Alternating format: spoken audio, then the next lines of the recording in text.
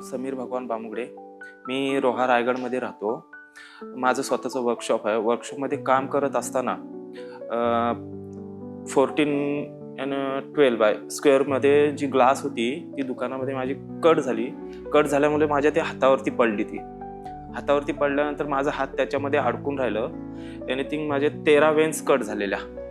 13 veins cut झाल्यानंतर माझ्या हाताची मुवमेंट जी होती ती माझे हे बोटं मला आहेत की नाही तेच समजत नव्हतं. तर माझी मिसेस वैरागी हॉस्पिटलमध्ये वर्क म्हणजे हे आहे, नर्स आहे. त्यांचे डॉक्टर वैरागी सर त्यांनी मला रिप्लेस करून इथे अशोक पांडे सरांकडे पाठवले. तर तिथे माझं ऑपरेशन वगैरे झालं. ऑपरेशन झाल्यानंतर मला काही 2 महिने गेले असतील मला. त्यांनी एक मला सजेशन दिले की MGM मध्ये मंजू मॅडम आहेत फिजिओथेरपीसाठी, कारण का हाताची मुवमेंट माझ्या फिंगरची मुवमेंटच होत नव्हती.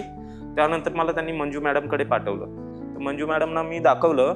त्यावेळी माझ्या हाताची मुवमेंट म्हणजे पूर्ण असंच होतं, ओपन पण नव्हतं की क्लोज पण नव्हते होत. त्याच्यानंतर मी फिजिओथेरपी चालू केली. आज मला 10 ते 12 दिवस झाले आहेत.